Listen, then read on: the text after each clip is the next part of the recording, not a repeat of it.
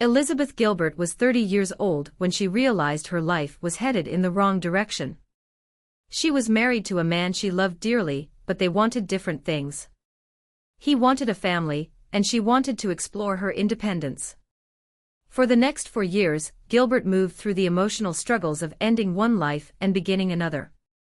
In Eat, Pray, Love, Gilbert shares her story of survival and transformation when all seemed lost. It is the story of her journey from darkness into the light. New section, Losing Everything in New York. For nearly 2 months, Gilbert snuck out of bed each night in her home in upstate New York that she shared with her husband. She hid in the bathroom, feeling ashamed, confused, and guilty about wanting to be free of her marriage. One night, she became so overwhelmed that she cried and prayed for the first time in her life. She asked God for help and a sign of what to do. Suddenly, she heard a voice. It sounded like her voice but also different. The voice told her to go to bed and rest. She would need it for what was to come. 7 months later, Gilbert separated from her husband. She wanted the divorce to be amicable, but her husband was too hurt. He refused all settlement offers and held her hostage in the marriage for years. Gilbert was confused, alone, and saddened by her husband's hatred of her, but her spirits were lifted by a new love, David. Gilbert fell hard and fast for David. Her husband had taken both their house and apartment in the city, so she moved into David's Manhattan apartment right away. Their love was passionate and playful, but things changed after September 11th. The stress of her divorce and the attack on her city was too much for Gilbert, and she became needy. The more she needed David's love, the more he withheld it. Seeking solace. After her first breakup with David, Gilbert fell into a deep depression. She became suicidal and started taking antidepressants. The only thing that helped was her newfound interest in an Indian yogi guru. She started to learn about meditation and decided she wanted to visit this guru's ashram one day. During this time, Gilbert also started learning Italian. She'd always wanted to, and now seemed as good a time as ever. She found so much joy speaking the sensual Italian words and phrases. She wondered what immersing herself in the culture might do for her.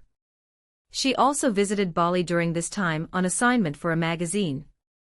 While there, she met a medicine man who read her palm. He said she didn't need to worry so much. She would lose everything, including all her money, but she would get it all back. He also said she would come back to visit him again and teach him English. When Gilbert returned home, she hatched a plan. She would visit Italy, India, and Indonesia over the course of a year to find pleasure in life and a spiritual awakening. She saw the common letter I as an auspicious sign. Her husband finally agreed to a settlement, in which he took all of her money, but she was free. Her book publisher gave her an advance to write about her year-long journey. The medicine man was right, her life was looking up already. New section, The Pleasures of Italy. After her divorce was finalized, Gilbert left everything behind, including her on-again off-again relationship with David, to go to Italy. She landed in Rome and moved into a studio, where she would stay for 4 months. She signed up for language classes and started language exchange lessons with a young man named Giovanni. Life in Rome was beautiful the first couple of weeks. Gilbert's only desire while in Italy was to experience as much pleasure as possible, and her sole mission was to eat the best food she could find. Gilbert struggled at first to let go of her New England sensibilities that life was about hard work. The beauty of doing nothing, or bel far niente in Italian, went against her natural instincts. But this trip was about learning to enjoy life, so she worked hard to find the simple pleasures and appreciate them thoroughly. Gilbert's pleasure-seeking was thwarted, however, after only 10 days. She was walking home, admiring the architecture and open displays of love, when she was hit with the sinking sensations of loneliness and depression. She'd stopped taking her antidepressants because she was finding such joy in Italy, but she realized she was not yet healed from the emotional traumas of her past. When Gilbert got home, guided by her loneliness and depression, she crawled under her covers in despair. Suddenly, her life seemed frivolous and sad. She didn't know what she was doing and felt like a failure for her past relationships. She pulled out a small notebook and wrote a message asking for help. This notebook was where she had been communicating with the same voice from that night on the bathroom floor. Like always, the voice guided her to write a response. The message told her that she was loved, that she was not alone, and that she would always be taken care of. Gilbert felt her anxiety slip away and decided not to start her medication again. Finding her place in the world. While in Italy, Gilbert took many side trips to other regions of the country. She traveled through Parma, Bologna, and Montepulciano to taste the wonderful food and wine famous in those areas. She and a friend traveled to Naples to eat the best pizza in the world. Gilbert couldn't believe how good the pizza was. Eating it was an otherworldly experience. She caught sight of herself in the window and almost didn't recognize herself. True, she'd gained weight on her tour of eating. But mostly, the person reflected back looked happy. She hadn't seen that person in a long time. On the way back to Rome, Gilbert realized not knowing where she stood with David was threatening her growth. She knew she had to officially end things with him. Part of her still longed for him, but she knew they made each other miserable. It wasn't the right match. She wrote him a letter breaking things off, and he responded in agreement. It was the right decision, but it still broke her heart. Gilbert loved Rome, but it never quite felt like her city. When she told a friend about this, he said every city has a word. If you don't encompass that word, you don't belong in the city. Rome's word was sex, which explained why Gilbert didn't fit it. She'd taken a vow of celibacy for the duration of her trip to heal and figure out who she was. She didn't know what her word was, but she'd experienced so much pleasure and opened up her heart to so much joy in Italy, she was certain it was no longer depression. For now, that was enough. She would continue seeking her word once she got to India. New section, Enlightenment in India. Gilbert arrived at her guru's ashram the night before New Year's Eve. She was eager to start her journey through meditation and connect with God. Her first day, she meditated with the other residents for hours to welcome in the new year. She chanted and sang all night, finding energy in her prayers, and welcomed a new beginning for the world and herself. Italy became a distant memory. At first, Gilbert struggled with her meditative practice. She'd always struggled back home, and hoped being at the ashram would help. But she couldn't turn off her mind enough to concentrate. Every morning while she meditated, she became distracted by thoughts of sorrow, struggle, frustration, and failure. Her thoughts were critical, and she felt trapped in a downward spiral. She'd open her eyes and spend the rest of the hour staring at the other residents meditating successfully, which made her feel worse. But help was on the way. It took the form of a man named Richard from Texas. Richard and Gilbert became friends quickly. He even nicknamed her Groceries for her insatiable appetite. Richard became a spiritual guide for Gilbert. He helped her see that she was allowing her thoughts to rule her. Her ego was afraid of her transformation, and was trying to stop her from achieving it. Gilbert took this lesson to heart, and was able to stop giving her thoughts emotional power. She was finally able to meditate, and she grew closer to God. The last hurdle. Even though Gilbert found success meditating, she still felt stuck in her sorrow regarding her divorce and David. Richard helped her with David. He told her to give her heart time to heal in this spiritual place without disruption. David was likely her soul mate, but that only meant he was supposed to come into her life to help her grow. If not for David, Gilbert wouldn't have searched for a transformative experience, and she wouldn't be at the ashram. She should thank David for his important role and move on. God would step in and fill the space with love. Another resident, a poet from New Zealand, helped her with her husband. Gilbert wanted to be forgiven and set free from the guilt of hurting him. She wanted to talk to her ex-husband so he would stop hating her. But her friend showed her that she could find forgiveness and freedom even if her husband wasn't there. He took her to the roof of one of the buildings and told her to pray. Gilbert prayed that she and her husband could find a way to forgive and move forward with love. She beckoned her ex-husband's spirit and engaged in a metaphysical conversation with him. When it was over, Gilbert knew the pain and hate had been laid to rest. She was free. Gilbert still didn't know who she was on her own, or what her word was.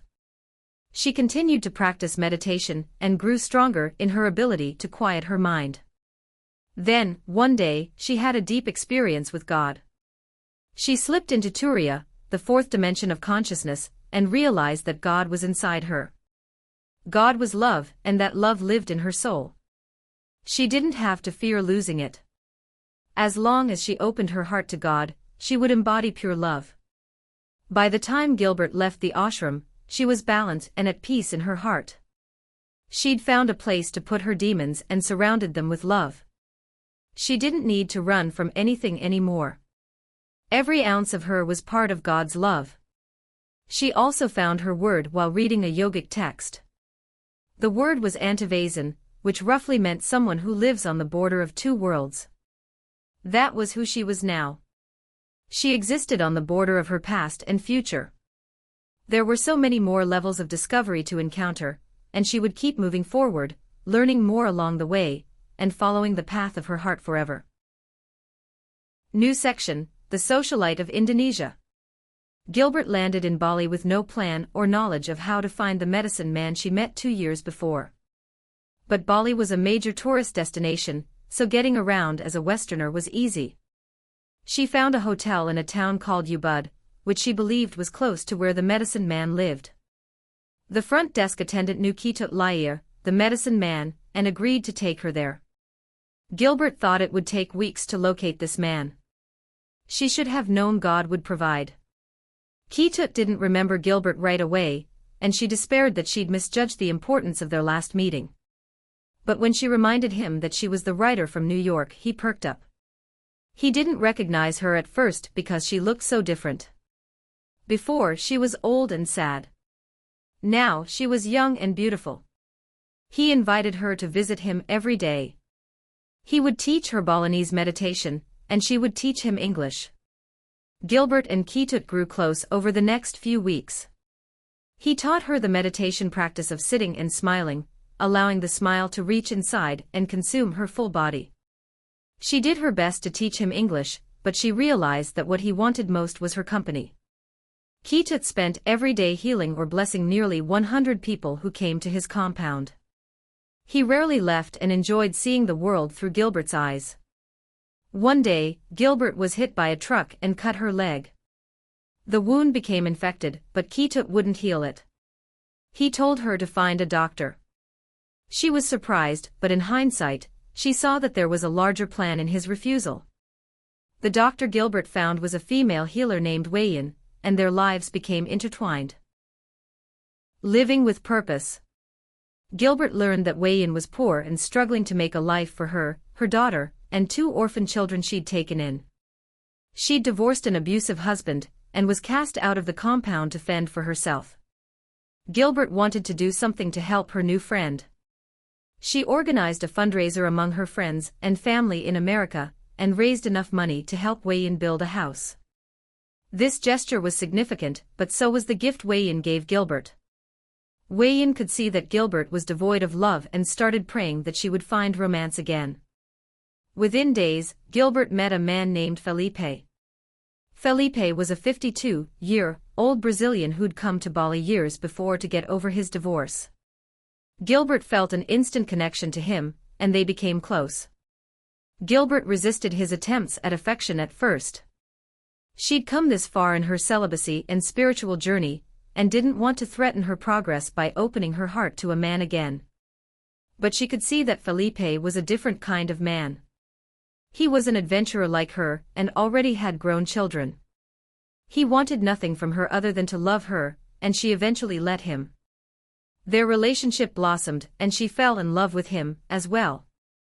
Gilbert's time in Bali was coming to an end, and there were a few loose strings to tie up. First, Wayan still had not bought land for her house. Gilbert became anxious, knowing the people in America were expecting to hear good news, so she and Felipe threw themselves into the task of helping Wayan secure a property. This process brought them closer together. Wayan finally found a property, and Felipe and Gilbert were free to take a trip before she left. Gilbert took Felipe to an island she'd visited after meeting Kita 2 years before. She'd spent several days on this island in silence trying to gain control of her pain. She learned that she could acknowledge all her sorrow, anger, and shame and send them away with love. That was the first time she understood the capacity of love in her heart, and the first time she felt the presence of God.